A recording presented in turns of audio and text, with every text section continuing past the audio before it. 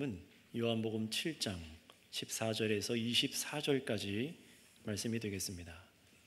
저 한 절, 여러분 한 절 돌아가면서 읽도록 하겠습니다. 14절부터 보시도록 하겠습니다.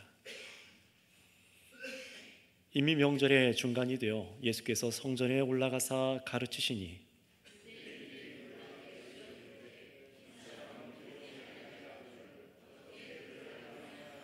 예수께서 대답하여 이르시되 내 교훈은 내 것이 아니요 나를 보내신 이의 것이니라.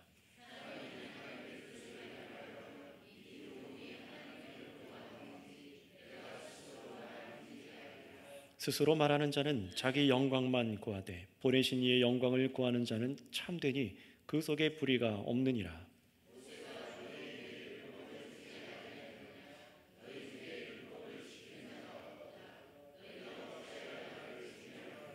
무리가 대답하되 당신은 귀신이 들렸도다. 누가 당신을 죽이려 하나이까?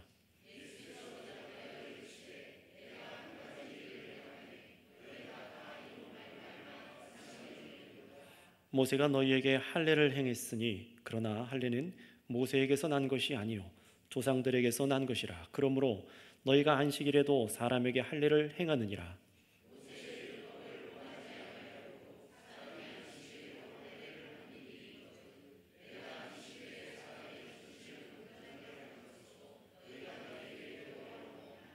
외모로 판단하지 말고 공의롭게 판단하라 하시니라. 아멘. 자, 오늘 본문 말씀을 가지고 사람이 하나님의 뜻을 행하려 하면 이라는 제목으로 설교하겠습니다. 이 설교 제목만 보면은 사람이 하나님의 뜻을 행하려 하면은 어떻게 해야 할까라는 그런 얘기를 하시는 것 같지만 오늘 17절이 그러나 그런 내용이 아닙니다. 어떤 말씀인지를 잘 깨달으셔서 주님의 은혜대로 순종할 수 있으시기를 바랍니다. 예수님께서는 이 땅에 오셔서 참 믿음의 제자를 세우시는데 우리가 일상적으로 생각하는 세상의 방법으로 세우지 않으셨습니다. 왜냐하면 세상의 방식이 예수님의 방식에 비해서 조금 부족하기 때문에 그런 것이 아니라 하나님 아버지의 판결대로 예수님께서는 세상의 일들, 세상의 방식들을 악하다라고 판결하셨기 때문에 그렇습니다. 그러니 세상의 일들이 좀 부족해서 세상 거 하지 말라나 보다 그렇게 하시는 게 아니라 세상의 일들의 방식, 그 가치관대로 하나님의 일을 한다는 것, 주의 복음을 전하고 주님의 사역을 이루는 것이 전혀 옳지 않다, 악한 일이다 하고 아예 거리를 두신 것입니다. 그래서 주님은 어떻게 하셨습니까? 믿음이 없는 자들의 이렇게 권면을 따라서 초막절에 예루살렘으로 가서 기적을 베풀어 사람들의 환심을 그렇게 사지 않으셨죠. 세상의 소원을 이루어지는 일들을 일절 행하지 아니하시고 예루살렘에 어떻게 하셨습니까? 은밀하게 자기를 드러내지 않고 아무도 모르게 그렇게 예루살렘으로 가셨습니다. 그렇다면 이어지는 장면은 어떻게 되어야겠습니까? 계속해서 예수님께서 자신을 숨기시고 초막절기가 끝난 다음에 사람들 몰래 갈릴리로 다시 돌아가시는 것이 그렇게 예상되는 모습이겠지만 그러지 않으셨어요. 그날 명절 중반이 좀 지날 때에 8일간의 초막절기 아닙니까? 그런데 명절 중반이 지날 때에 그 당시 사람들만 아니라 이 성경을 읽는 우리 역시 생각지 못한 곳에서 예수님이 자신을 드러내 보이신 것을 봅니다. 그리고 예수님께서 하신 일은 더욱 예상 밖이었습니다. 그것이 뭡니까? 예수님께서 예루살렘 성전 그곳에서 드러나게 나타나시고 그리고 사람들에게 공개적으로 주의 말씀을, 하나님의 말씀을 가르치기 시작하신 것입니다. 그게 14절 말씀이죠. 그런데 여러분, 예수님의 이 선택은 세상의 방식으로 보면 굉장히 예수님께 불리한 선택을 한 거잖아요. 예수님을 죽이려는 유대 당국 지도자들의 안방이나 다름없는 그 성전에 나타나신다는 것은 예수님의 자신의 목숨을 위태롭게 하는 일이고 동시에 앞으로 예수님의 사역을 막아서는 그런 일이 될 줄도 모르기 때문에 그렇습니다. 게다가 주님은 어떠셨습니까? 무리의 마음을 사로잡아서 기적을 일으켜서 사람들의 마음을 사로잡아서 그렇게 군중 세력을 막 만들어서 자기를 죽이려는 자들이 함부로 다가오지 못하도록 할 그런 기적을 행할 능력이 있으셨음에도 불구하고 주님은 어떻게 하셨습니까? 마치 그 능력을 낭비하시는 것처럼 전혀 행하지 않으시고 오히려 성전에서 말씀을 가르치셨어요. 그러니 그렇게 성경 말씀을 가르친다는 것은 이 세상의 눈으로 보면 미련의 행동으로 보입니다. 차라리 기적을 일으켜서 사람을 많이 자기 편으로 만들어서 위험을 벗어나시지 왜 그렇게 하셨을까? 그러나 여러분, 바로 그것이 예수님의 선택이셨고 또 하나님 아버지께서 정하신 방법입니다. 다시 말하면 하나님과 그 아들께서 이 땅 가운데 사람을 구원하는 방식은 이 세상의 방식과 전혀 다르다는 것을 그렇게 보여주시는 거예요. 그렇다면 여러분 떠올려 보시기 바랍니다. 지난 7절에 확인하신 대로 예수님께서 세상의 일들을 뭐라고 증언하셨습니까? 우리 한번 7절 말씀 다시 한번 읽고 확인해 볼까요? 7절 말씀입니다. 위에 시작. 세상이 너희를 미워하지 아니하되 나를 미워하나니 이는 내가 세상의 일들을 악하다고 증언합니다. 아멘. 예수님께서는 세상의 일들을 악하다고 증언하셨어요. 저는 그래서 목사는 그 의미를 여러분에게 성경적으로 세상의 일들이 악하다는 게 뭔지를 설명해 드리고 증거해 드렸습니다. 자, 그렇다면 여러분 어떠셨습니까? 정말로 이렇게 예수님께서 판결하신 심판이 옳다라고 여러분 한 주간 마음에 받아들여지셨습니까? 정말 예수님의 판결하심이 옳아서 여러분들의 세상을 향한 지금까지의 그 판결과 그 가치관들, 생각들이 바뀌고 계셨습니까? 그래서 세상 사람들이 다 가려고 하는 그 길 있잖아요. 좋아 보이는 길, 옳다고 하는 길로 정말로 가서는 안 되겠구나 해서 나도 그 길에서 돌이키는 그런 일들을 여러분 정말 삶에서 실천하셨는가 지난주 보셔야 됩니다. 왜냐하면 그게 예배거든요. 그게 예배거든요. 말씀을 잘 듣는 게 예배가 아니라 말씀을 듣고 아멘하여 화답하여서 정말로 그렇게 살아가는 게 예배잖아요. 예수님께서 세상이 악하다고 판결하셨으면 나도 아멘으로 받아들이면서 세상을 달리 보기 시작해야 된다는 겁니다. 그런데 만약에 그렇지 아니하시고 세상 일들이 악하다는 예수님의 증언과 성경의 가르침을 여러분 불편하게만 그렇게 들고 한 귀로 흘러버리고 저 목사의 말은 요즘 시대에 통하지 않는 것이다, 뭐 이 정도 한 것을 가지고 하나님께서 진노하실까? 저대로 예수님 판결대로 우리가 적용해서 살면 어떻게 세상에서 성공하고 그렇게 살 수 있겠느냐, 미워하고 불신 가운데 계신 분은 우리 공동체 가운데 없으신가요? 여러분, 그래서 오늘 이어지는 말씀은 이런 겁니다. 왜 예수님의 말씀을 참되게 받아들이지 못하고 그렇게 믿지 않는 것인가? 그 원인을 주님께서 드러내시는 말씀이 오늘 본문이에요. 그리고 반대로 그렇다면 과연 누가 예수님의 말씀을 참으로 믿고 받아들여서 끝까지 주의 말씀을 순종할 수 있는지 그것을 가르쳐주는 말씀이기도 합니다. 따라서 여러분 그 원리를, 그 비결을 오늘 설교를 통해 이 말씀을 통해서 배우셔서 참되게 예수님을 믿는 믿음으로 설 수 있는 모두가 되시기를 축복합니다. 자, 그렇다면 우리 예수님께서 죽음도 무릅쓰시고 성전에서 밝히 드러내며 가르치신 내용이 뭘까요? 우리 14절, 15절 말씀을 한번 읽어보도록 하겠습니다. 14절, 15절 말씀입니다. 시작. 이미 명절의 중간이 되어 예수께서 성전에 올라가사 가르치시니 유대인들이 놀랍게 여겨 이르되 이 사람은 배우지 아니하였거늘 어떻게 그를 아느냐 하니. 아멘. 참 궁금한데 예수님께서 그 가르치신 내용을 성경은 기록해 두질 않았습니다. 성경은요 분명히 예수님의 가르침에 우리를 주목시켰지만 그 내용이 무엇인지는 공개하지 않았어요. 왜냐하면 지금 성령님께서 이 요한을 통해 이 말씀 본문을 기록하게 하시면서 오늘 읽은 본문에 강조하는 것이 예수님이 가르친 내용보다 무엇을 더 주목하게 만드는 겁니까? 바로 가르침을 들은 유대인들의 반응을 더 주목해서 보라. 그게 지금 이 말씀의 핵심이기 때문에 그렇습니다. 자, 그렇다면 여러분 이 예수님의 가르침을 들은 그 유대인들의 반응이 어땠을까요? 뭐라고 했습니까? 15절에 놀랍게 여겼답니다.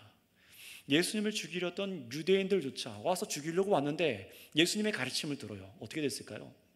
놀랍게 여겼대요. 얼마나 주의 말씀이 권위 있었는지 놀랍게 여기는 겁니다.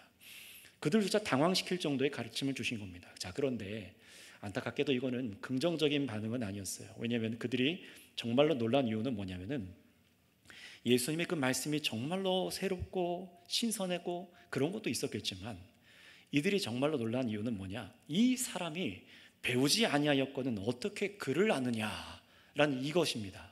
여기서 그를 안다는 것은 우리가 말하는 이 글자를 말하는 게 아니라 그 당시에 구약 성경 말씀을 읽고 해석하는 바로 그런 것을 그를 안다 모른다라고 그 당시 얘기했습니다. 왜냐하면 그 당시 가장 중요한 문서, 글은 하나님의 말씀, 구약 성경이었기 때문에 그래요. 그래서 예수님께서 지난 요한복음 5장 39절에서도 어떻게 말씀하셨습니까? 구약 성경 말씀이 곧 예수님 자신에 대해서 증언하는 말씀이다 라고 밝히셨잖아요. 다시 말하면 예수님께서는요, 어떤 말씀을 하셨느냐, 하나님 아버지께서 이 구약 성경 말씀으로 주신 그 참된 의미가 무엇인지를 예수님께서는 항상 설교하시고 가르치시고 그럴 수 있는 유일한 분이신 것을 주님께서는 계속 누누이 보여주셨습니다. 그런데 그런 해석의 이 가르침, 우리 주님만 할 수 있는 이 구약 성경의 가르침을 사람들이 듣자, 특히 종교 지도자들이 듣자 어떻게 했습니까? 너무 새롭지만 그들의 심기를 불편하게 하는 거예요. 너무너무 막 싫은 거예요. 왜 그렇습니까? 예수님의 가르친 내용이 공개되어 있지는 않지만 이들의 이 반응은요, 불신이었어요. 믿음이 아니었습니다. 오히려 예수님의 가르침을 듣고 부정하기 시작합니다. 그래서 여기 표현된 표현, 놀랐다라는 것은 복음서 안에서 공통적으로 불신할 때에 불신의 반응으로 쓰입니다. 게다가 전처럼 예수님을 향해서 유대 종교 지도자들이 랍비여, 선생님이라고 그렇게 부르질 않아요. 오히려 뭐라고 합니까? 이 사람이라고 격하시키죠. 예수님을 향해서 이 사람이라고 얘기합니다. 그리고 결정적으로 무슨 말을 했어요? 이 사람은 배우지 않았는데 어찌 이런 가르침을 할 수 있느냐. 다시 말하면은 예수님의 가르침이 놀랍긴 하지만 당시 유대인들이 배우던 그 공적인 자리, 예수님은 자신들과 함께 훈련도 받지 않고 오늘날로 말하면 대학교도 나오지 않았는데 공적인 직책이 없는데 그런 예수님의 가르침은 인정할 수가 없다라는 겁니다. 사회적으로 인정할 수가 없다라는 겁니다. 다시 말해서 우습게 여기는 것이죠. 오늘날로 말하면 이런 거예요. 여러분, 세계적인 대학 교육을 받고 대학원 교육을 받은 권위 있는 그런 학위를 가지고 있는 사람들 앞에서, 그들이 모인 앞에서 아무런 교육을 받지 않는 사람, 초등교육도 받지 않은 사람들이 나타나서 그들의 전공에 대해서 논하면 어떻겠습니까? 굉장히 우습게 보이지 않겠어요? 똑같은 겁니다. 예수님의 가르침은 그냥 놀랍기만 한 거예요. 너무나 새롭고 우리가 이해하지 못하지만 굉장히 권위 있어 보이지만 어떻습니까? 예수님의 저 가르침은 자신들의 기득권을 파괴하고 흔들 만한 그런 가르침으로 보였던 거예요. 자신들의 그런 공적인 그 지위를 흔들어 버릴 도전으로 받아들인 것입니다. 왜냐하면 예수님께서는 전에 행하셨던 일들이 어떻습니까? 예루살렘 성전에서 그들이 하나님을 섬기는 방법을 굉장히 꾸짖으셨죠. 성전에서 다 둘러 엎어버리시고 강도의 소굴을 만들었다고 해서 화를 내시고, 또 베데스다 못에서 예수님의 그 행위와 그 가르침이 무엇인지를 쭉 보여주셨어요. 그때마다 유대인들의 반응은 무엇이었습니까? 미워함이었어요. 예수님을 인정하지 않는 겁니다. 어떻게 하나님의 말씀을 저렇게 해석하지? 어떻게 안식일에 대해서 저런 식으로 얘기를 하지? 받아들여지지가 않는 겁니다. 그러니 다른 사람들에게도 예수의 말은 귀담아 들을 필요가 없는 그런 말로 취급하도록 이 유대 종교 지도자들이 이렇게 얘기하는 거예요. 자, 한번 여러분도 생각해 보세요. 여러분, 어떤 말씀을 성경에서 예수님의 말씀 중에 좋아하십니까? 내 이웃을 내 몸처럼 사랑하라. 이 사랑하라는 말씀 참 좋아하잖아요. 용서하라. 불편하지만 너무 어렵지만 그래도 좋은 말씀이라는 걸 알아서 기분 좋게 받아들입니다. 하지만 어떻습니까? 여러분의 죄에 대해서, 우리들의 죄에 대해서, 우리가 괜찮다고 느끼는 세상 일들이 악하다고 판결하시고, 우리가 신앙생활 하는데 잘못된 원리들, 나는 평생이 그렇게 살아왔는데 거기에 대해서 그게 죄악이다 라고 말씀하실 때 우리는 받아들이려고 하질 않습니다. 왜냐하면 나의 그 삶의 가치관은 송두리째 부정하는 것처럼 느껴지기 때문에 그래요.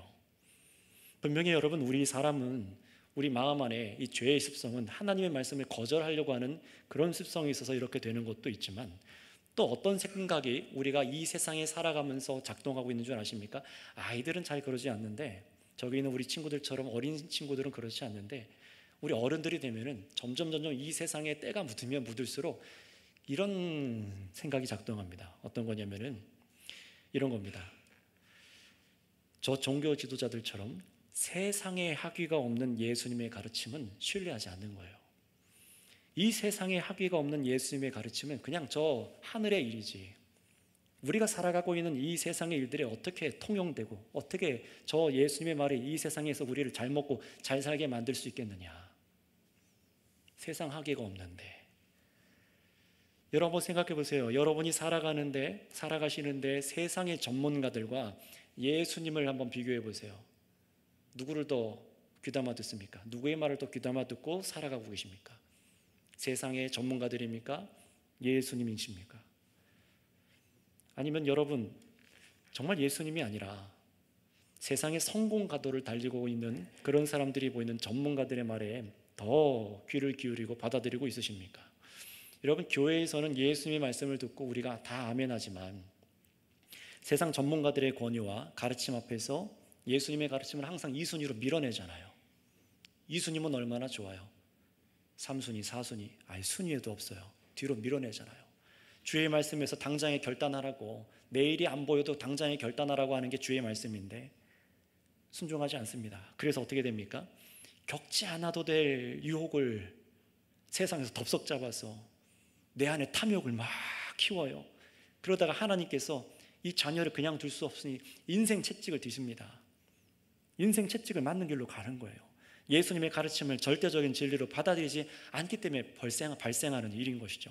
자, 그런데 여러분 만약에 정말로 저와 여러분들이 이 세상의 전문가들이 말하는 그 말들이 세상의 이치가 아니라 참 세상의 이치는 바로 이 세상 뒤편에서 일하시는, 정말 그 위에서 다스리시는 바로 하나님의 그 말씀이 절대적이고 진리라는 사실을 깨닫게 되면 어떻게 될까요? 정말로 그분의 말씀만이 우리를 이 세상에서 살게 하는 말씀이다. 이 세상의 이치와는 조금 다르고, 아니 많이 달라 보인다고 할지라도 하나님의 말씀이 정말로 어떤 것인지를 알게 되면 나는 그걸 따르겠습니다. 여러분 정말 그런 마음이 있게 된다면 어떻게 될까요? 예수님의 말씀을 이 세상의 주인이신 하나님의 말씀으로만 믿을 수 있다면, 예수님이 정말 하나님의 말씀을 가르쳐 주시는 것이 확실하다면, 예수님 말씀이 좀 불편해도 그 말씀이 하나님으로부터 온 것을 내가 알고 정말 내가 따라가겠습니다. 그런 마음을 품고 이 세상의 올무에 걸려 넘어진 일들을 피할 수 있지 않겠습니까? 여러분 그래서 16절에 예수님 말씀대로 이 가르침은 무슨 말씀이냐? 예수님께서는요 자신의 이 가르치는 이 교훈이 이 땅에서 온 것이 아니라 하늘에서부터 왔다라고 가르치십니다. 정말로 그런지 우리 16절 말씀 읽고 확인하겠습니다. 16절입니다. 시작.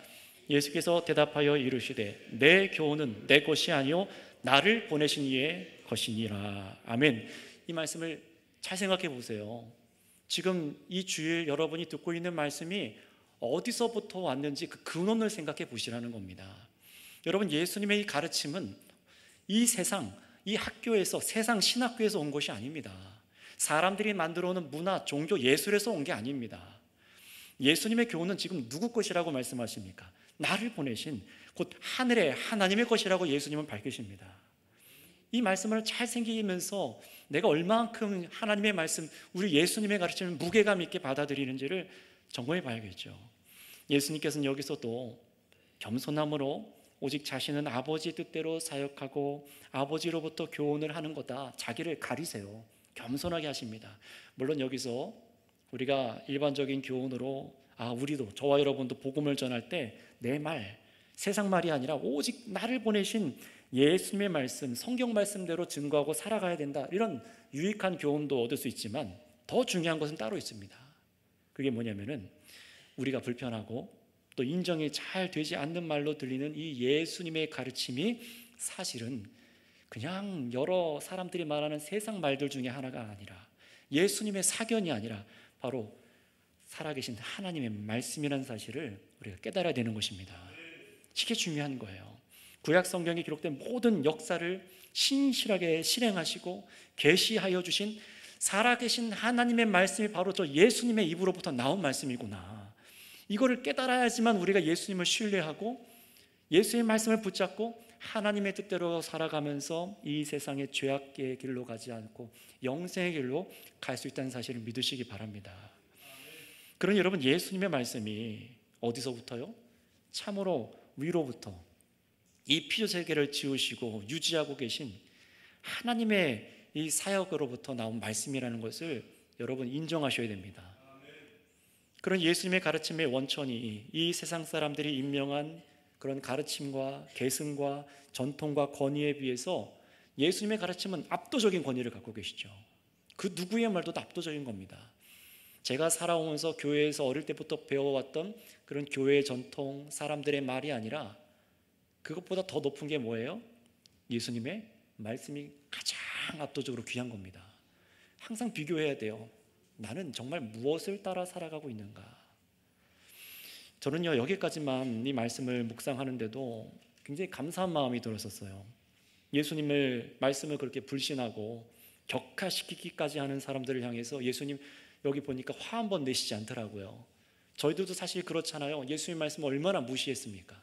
그런데 저희에게 화내고 치워버리시는 것이 아니라 예수님께서는요, 자신의 목숨이 위태로워질 걸 아시면서도 성전에 가셔서 생명의 말씀을 가르쳐 주신 일이 얼마나 감사한 일입니까?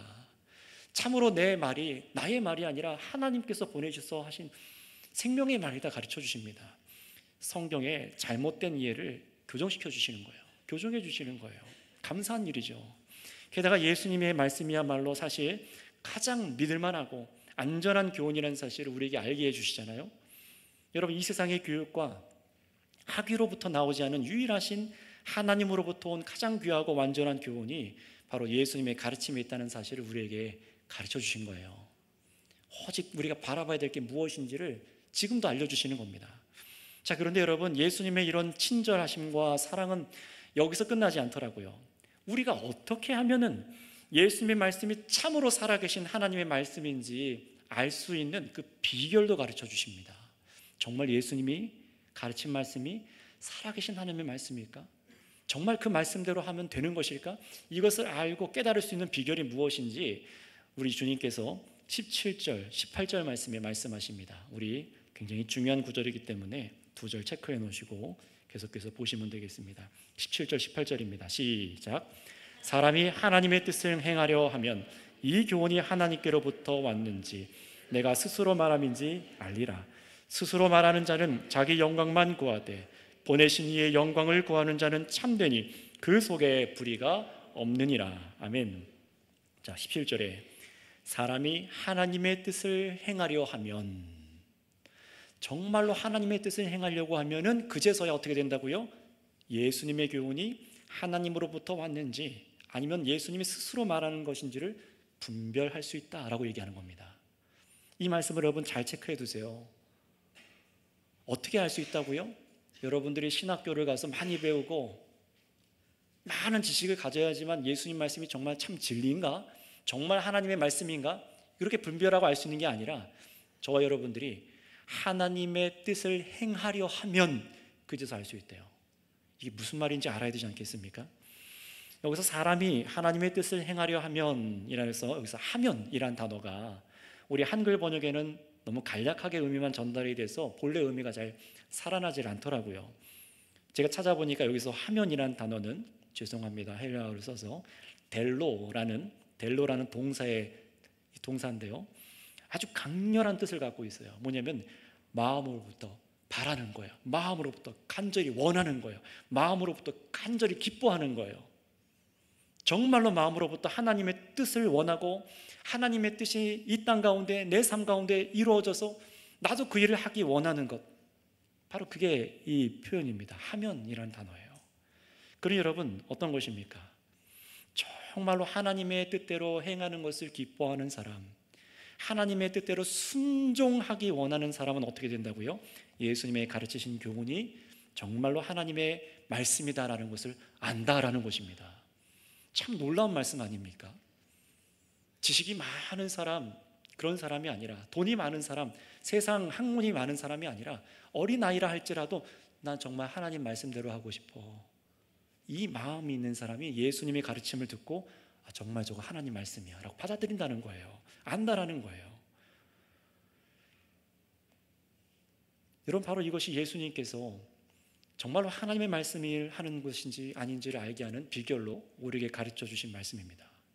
그래서 이렇게 정말로 알게 될 때 어떻게 될까요?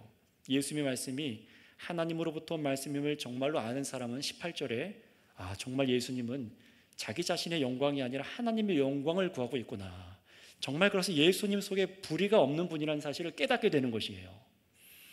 진실을 조작하지 않고 있는 그대로, 하나님 말씀 있는 그대로 전하는 것이니 그대로 받아들여도 된다라는 것이에요. 누구의 말씀을요?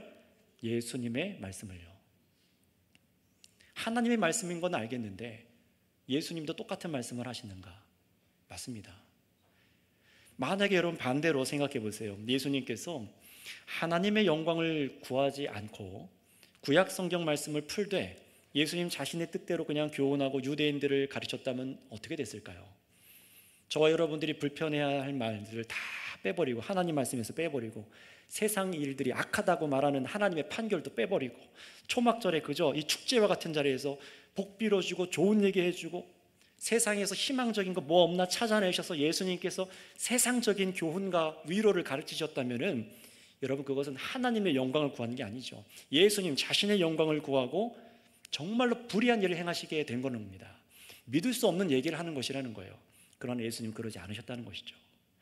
사람들이 미워하고 싫어하고 죽이려고 하는데도 불구하고 어떻게 해요? 하나님의 뜻대로 토시 하나 정말 틀리지 않고, 아니 그 의 중 하나 벗어나지 않고 행하시기 위해서 성전에서 자신을 드러내시면서 하나님의 말씀을 가르쳐 주신 것을 믿으시길 바랍니다. 그 주님이 행하신 불의가 없는 삶이었던 거예요. 여러분, 계속해서 예수님께서는 이 주제를 더 확실하게 하기 위해서 자기를 죽이려고 하는 유대인들과 거기 모여있는 무리에게 적용해서 19절에서 24절까지를 말씀하십니다. 19절 보시면은 모세가 너희에게 율법을 주지 않았느냐, 그러나 너희 중에 율법을 지키는 자가 없도다. 왜? 어찌 나를 죽이려고 하느냐? 라고 말씀하세요. 이 말만 들으면 앞의 말씀과 이어지지 않는 주제처럼 보이지만 그렇지 않습니다. 똑같은 얘기를 하시는 거예요. 이 유대인들은요, 예수님을 죽일 이유로 어떤 법을 들어서 예수님을 죽이려고 했죠?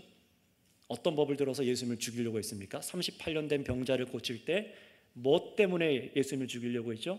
안식일법을 어겼다고 죽이려고 했잖아요. 아무 일도 해서는 안 되는데 어떻게 병자를 그렇게 치유해서 그런 일을 행할 수 있느냐? 안식일법을 들어서 예수님을 죽이려고 했어요. 분명히 유대인들은 하나님의 뜻을 행한다고, 하나님의 일을 행한다고 유대 안식일법을 그대로 지켜 행했지만 예수님 뭐라고 하시는 겁니까?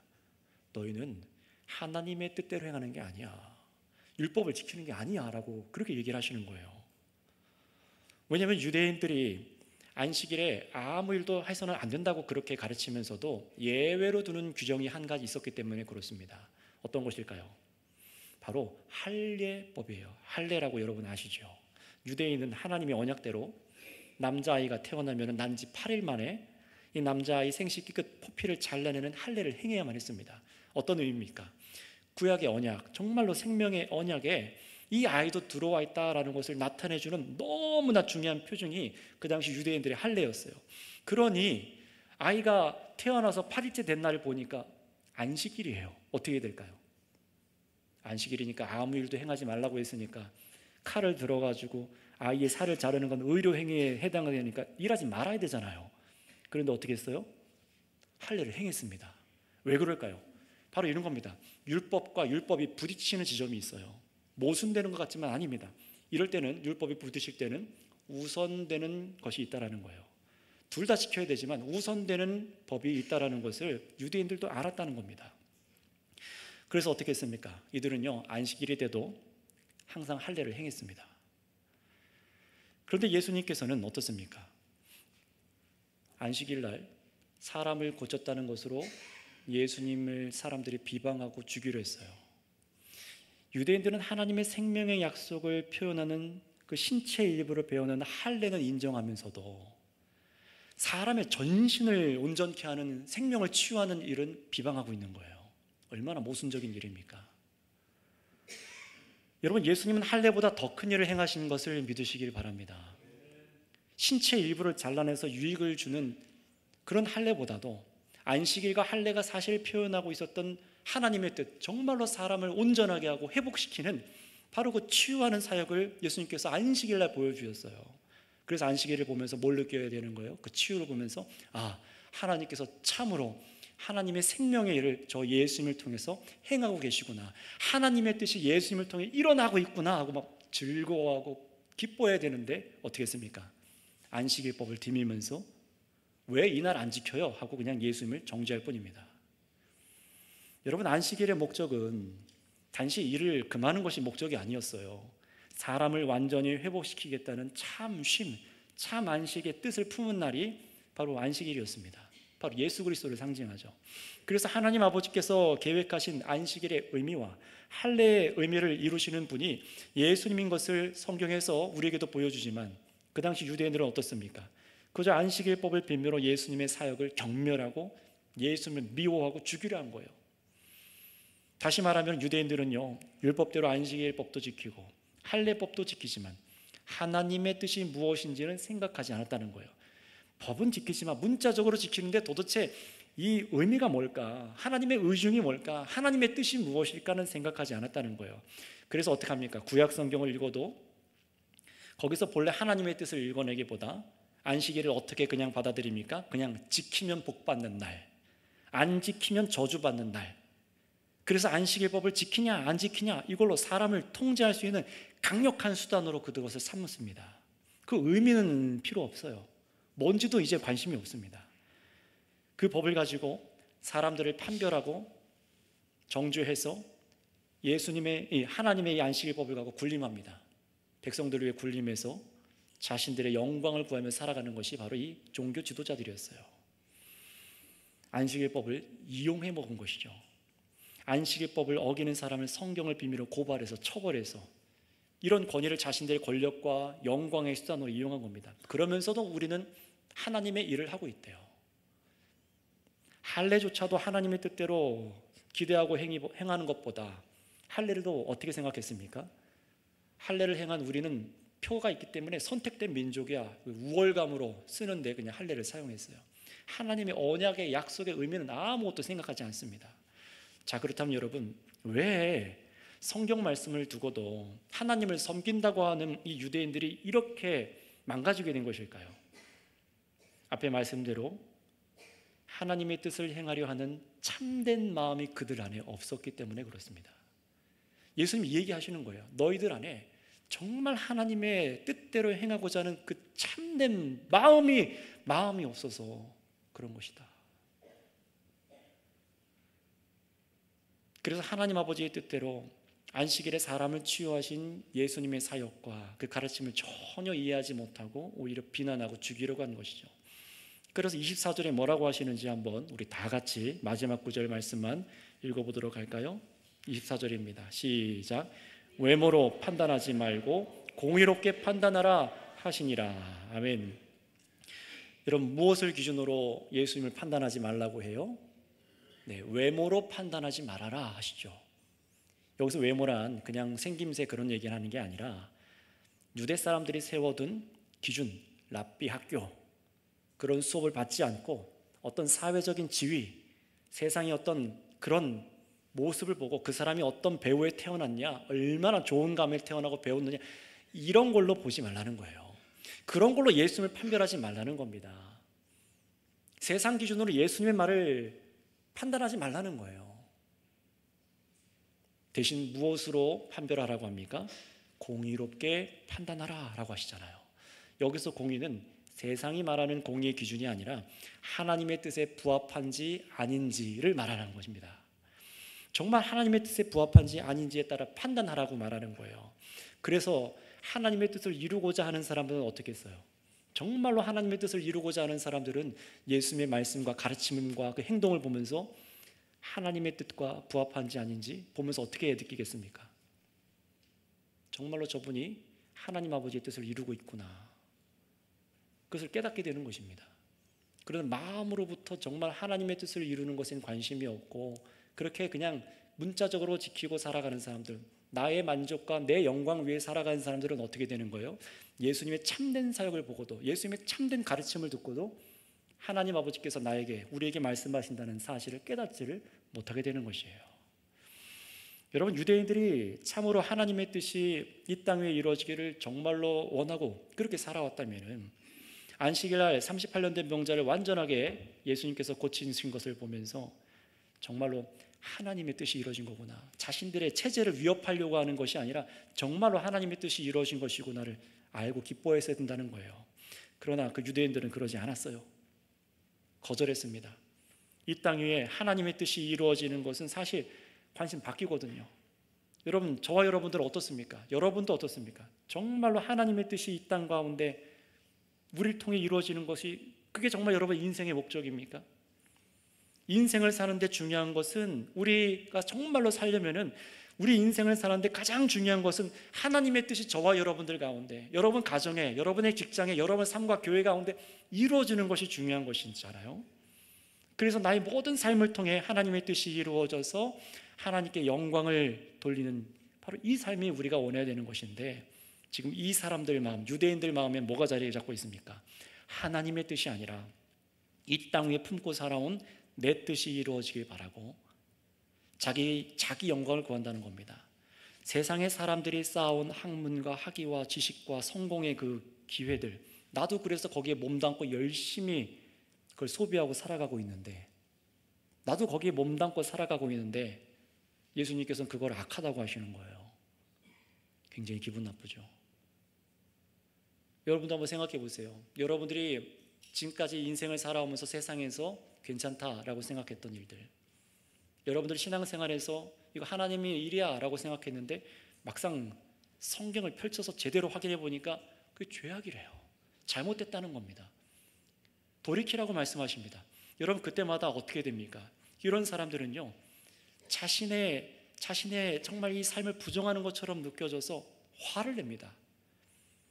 누구의 말이라도요? 예수님의 말이라도 화를 내요. 자신의 생각하는 기준, 외모로 보이는 인간의 중심의 가치관과 관행을 예수님께서 지금 깨뜨리시고 나를 세상에서 지금 멸망시키려고 하시는 것 아닌가? 그렇게 느껴지는 겁니다. 그래서 예수님이 하나님의 아들이며 구원을 베푸시는 구원자라 하는 이런 얘기는 정말로 좋아하는데, 정작 예수님께서 가르치시는 말씀에는 분노하고 말씀에 그대로 증거하는 목회자와 그대로 믿고 살아가는 참된 성도들은 미워하는 거예요. 그리고 예수님의 말씀은 정말 하나님의 말이 아니라 잘못된 말, 세상을 전혀 모르시는 그런 예수님의 말, 불신하고 엉터리 말로 그렇게 생각하고, 그럼에도 불구하고 나는 하나님의 뜻을 행한다고 생각하면서 그렇게 살아갈 수 있는 것입니다. 따라 성도 여러분, 저와 여러분이 참으로 우리 마음 가운데, 여러분 마음 가운데, 중심 가운데 하나님의 뜻이 무엇인지를 알지 못하고 하나님의 뜻에 순종하고자 하는 마음이 진정으로 없다면은, 여러분들이 교회에 나와서 그저 윤리도덕적인 교훈을 따라 행하거나 의무로 종교 활동을 하고 교회 봉사 활동을 하는 것은 아무런 영적 유익을 얻지 못하게 되는 것입니다. 그러니 기억하셔야 돼요. 여러분을 오직 죄악의 올무에서 안전하게 지키시고 참 생명의 길을 똑바로 걷게 만드는 것은 다른 데 있는 것이 아니라 바로 하나님으로부터 온 예수 그리스도의 말씀에 있으며, 예수님께서 오늘 강조하신 대로 바로 여러분 마음 안에 하나님의 뜻을 참으로 이루고자 하는 마음, 하나님의 뜻대로 행하고자 하는 마음이 우리 가운데 있어야 된다는 것입니다. 그래야지만 우리가 벗어나지 않는데요. 저와 여러분들 모두가 정말 유념해서 들어야 될 말 아닙니까?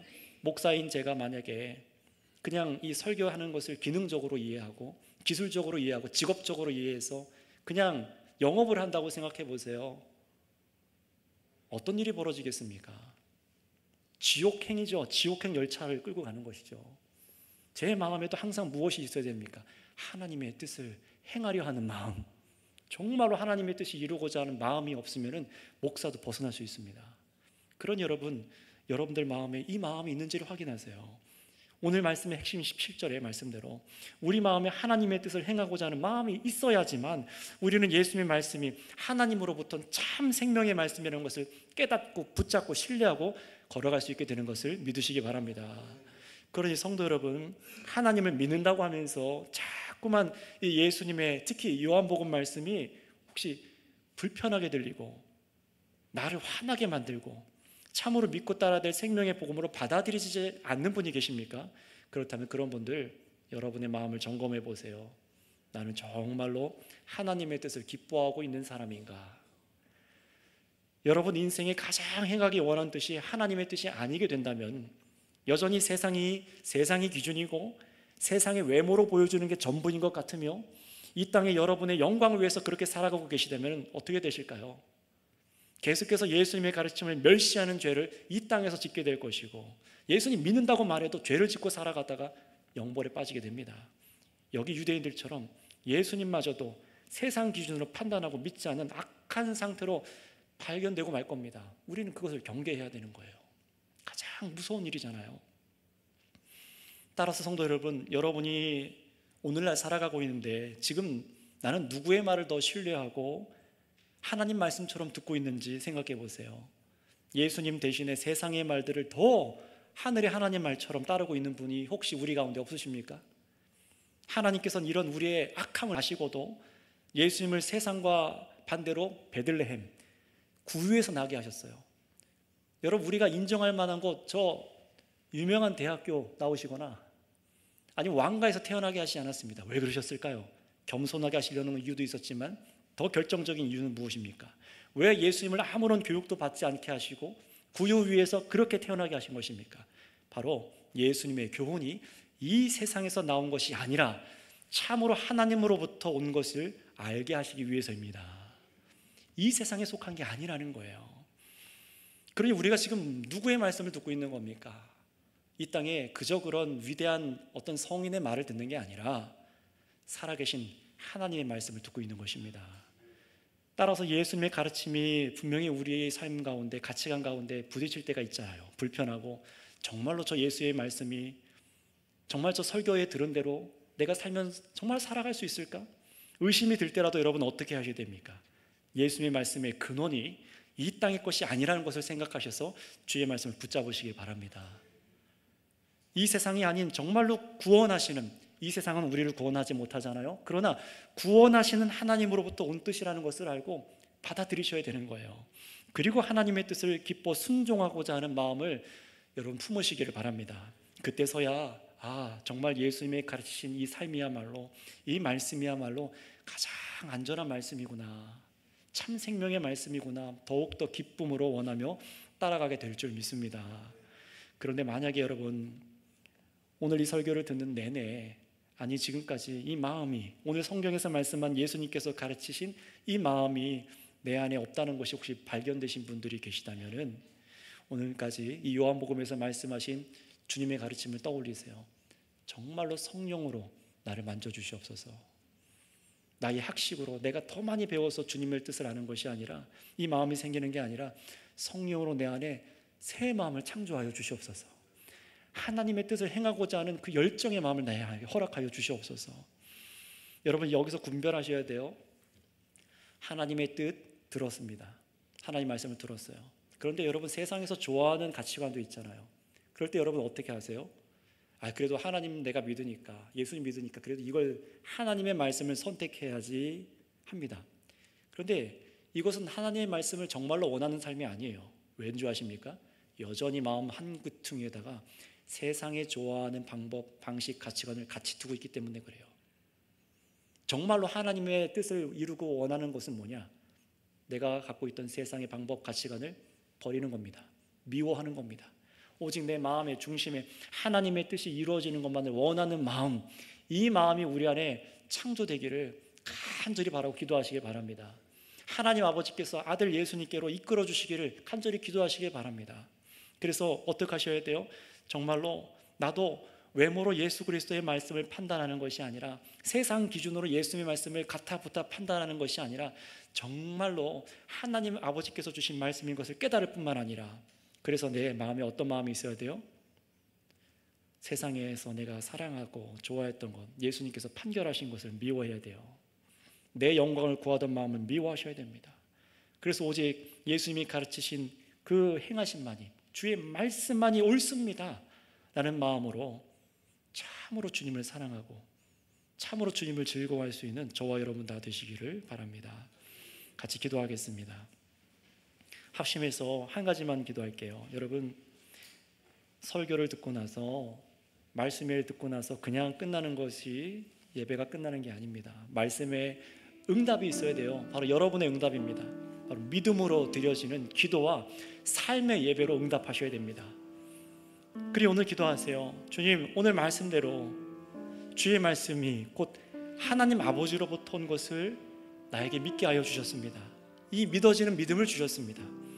그러나 나의 마음 가운데 연약함이 있어서 하나님의 뜻을 행하는 그 마음의 열정보다 세상 정욕, 세상 영광을 위해서 찾으려고 했던 시도들이 얼마나 많은지 모릅니다. 이 죄악을 용서하여 주시옵소서 하고 회개하셔야 돼요. 범죄한 것을 회개하시고 나의 마음에 하나님의 뜻을 행하려는 참된 마음을 성령 충만하게 하여 주셔서 예수님 말씀대로 살아가길 기도하세요. 만약에 여러분 전혀 이 말씀을 들으면서도 믿어지지 않는 분들이 있다면 내 안에 성령으로 새 마음을 창조하여 주시고 정말로 예수 그리스도의 말씀이 살아있는 하나님의 말씀으로 들려질 수 있도록 나에게 은혜를 베풀어 달라고 이 시간 집중해서 우리 하나님 앞에 주여 머무르고 다 같이 기도하겠습니다. 주여 하나님 아버지 감사합니다. 예배를 방해하는 이 세상의 수많은 가치관들과 우리들의 습관과 행동들이 있음을 압니다. 예수 그리스도의 말씀을 참되게 믿지 못하고 하나님의 말씀이라는 것을 깨닫지 못하게 만드는 온갖 세상 더러운 가치관들이 우리 가운데 있음을 고백합니다. 그래서 아버지 하나님, 참으로 하나님께서 원하시는 그 마음이 무엇인지 오늘 우리에게 가르쳐 주셨습니다. 내가 많은 학식을 가진 것도 아니요, 많이 배워서가 아니라 정말로 내 마음 가운데 하나님의 뜻을 행하고자 할 때 바로 예수님의 그 말씀과 가르치심이 참으로 나를 살리는 하늘의 하나님의 말씀인 것을 깨닫고 믿음으로 걸어가게 하여 주십니다. 그러니 주님, 우리 안에 이 마음을 창조하여 주시고 이 마음을 잊어버리지 아니하게 하시고 나의 마음이 오염되지 아니하게 하여 주시고 오직 주께서 원하시는 길을 걸어갈 수 있도록 날마다 말씀으로 우리를 가르쳐 주시옵소서.